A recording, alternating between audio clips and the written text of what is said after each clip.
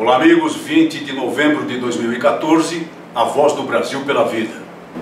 Senhoras e senhores, sem dúvida, uma notícia muito importante que domina o noticiário, domina os jornais falados e televisivos da presente data, é a morte do ex-ministro da Justiça, advogado criminalista, Márcio Tomás Bastos. E é curioso ver, comentamos aqui há algum tempo, a tendência que às vezes há de santificar, digamos assim, as pessoas que morrem, apesar do seu histórico de vida não apontar para uma canonização. Fizemos isso a respeito do episódio em plena campanha eleitoral da morte do candidato Eduardo Campos. E agora, pelo noticiário, não se verifica essa tendência de santificação, de canonização de Márcio Tomás Bastos, mas verifica-se uma tendência de apontar a morte dele como uma grande perda para o país, como se um grande estadista houvesse encerrado a sua existência na terra e deixado de prestar relevantes serviços ao Brasil. Nada disso. Márcio Tomás Bastos é um dos artífices de todo o processo de revolução cultural instalado no Brasil pelo atual poder, nos dois mandatos do maligno presidente da República anterior, no mandato atual da agora eleita Dilma Rousseff.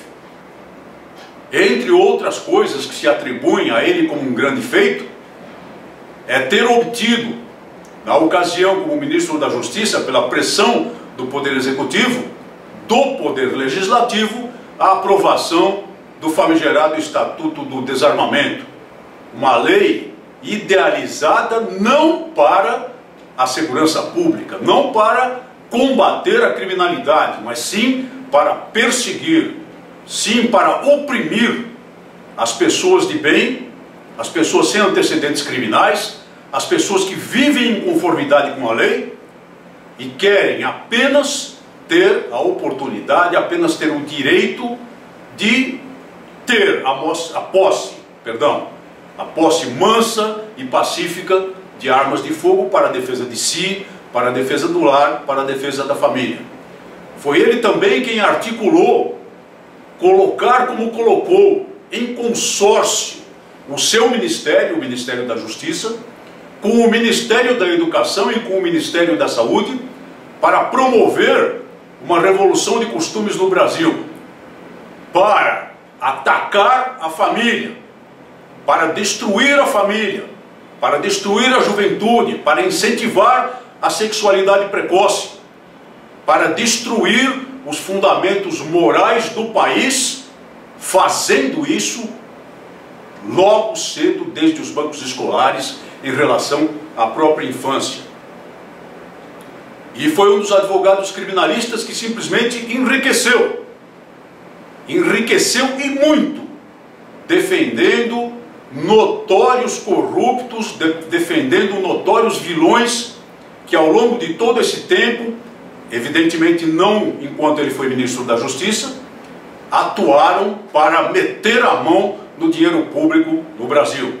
Ele foi, por exemplo, o defensor de um grande número dos facínoras envolvidos no rumoroso processo do Mensalão, como certamente disso todos se lembram. Chegou até a ser cogitado, falava-se na ocasião, para ocupar uma vaga no Supremo Tribunal Federal. E claro que seria o melhor candidato, o candidato mais adequado para os interesses do atual poder na composição do Supremo Tribunal Federal. E só não foi porque não quis, porque não lhe interessava, depois de sair do Ministério da Justiça, outra coisa senão retomar as suas altamente lucrativas, altamente rendosas atividades como advogado criminalista em São Paulo, mas na verdade atuando no país inteirinho. Márcio Tomás Bastos é uma figura central em todo o processo de destruição de valores que se verifica no nosso país há 12 anos e que infelizmente vai se prolongar por mais 4 anos devido ao péssimo resultado das urnas em outubro do ano passado, em outubro do corrente ano. Ele não representa a figura de um estadista como um país precisa, como qualquer nação precisa.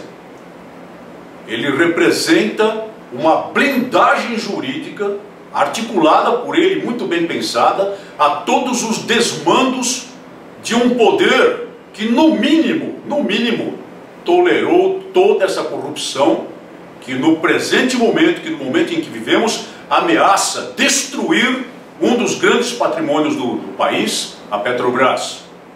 A blindagem jurídica do citado presidente da República, que escapou de um impeachment por várias articulações políticas e muito especial pela atuação de Márcio Tomás Bastos, aí sim então no cargo de ministro da Justiça. Perseguiu as pessoas de bem, impedindo-as de se defender. Atuou contra a família, atuou em favor da tendência que se verifica no atual poder, da ampliação ampla, geral e restrita do direito de aborto. Atacou os fundamentos da pátria ao impedir que os pais eduquem adequadamente os seus filhos e tenham o direito de educar adequadamente os seus filhos de acordo com a lei moral. E em termos de segurança pública, também não pode ser citado como exemplo. E vejam só que ironia. Um advogado especializado em defender criminosos de alto coturno foi ministro da Justiça e, como ministro da Justiça, comandante da Polícia Federal. Pensem se não há aí um nítido conflito de interesses.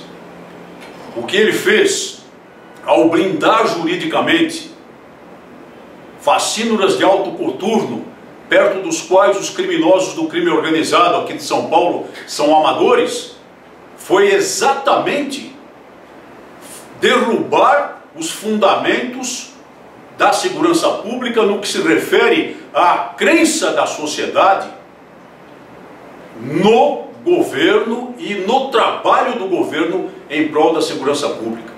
Ele ajudou a instilar na sociedade brasileira, ajudou a instilar nas mentes dos brasileiros que o crime compensa, que a impunidade existe para aqueles que têm adequados defensores pagos com muito dinheiro. Então não há nada a lamentar.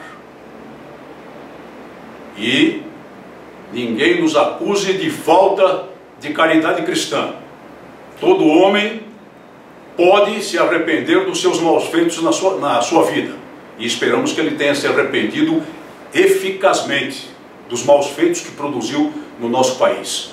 Mas em termos de história, não há nada a lembrar de forma positiva a respeito desse também maligno personagem da República. Muito obrigado por sua atenção e até o nosso próximo programa.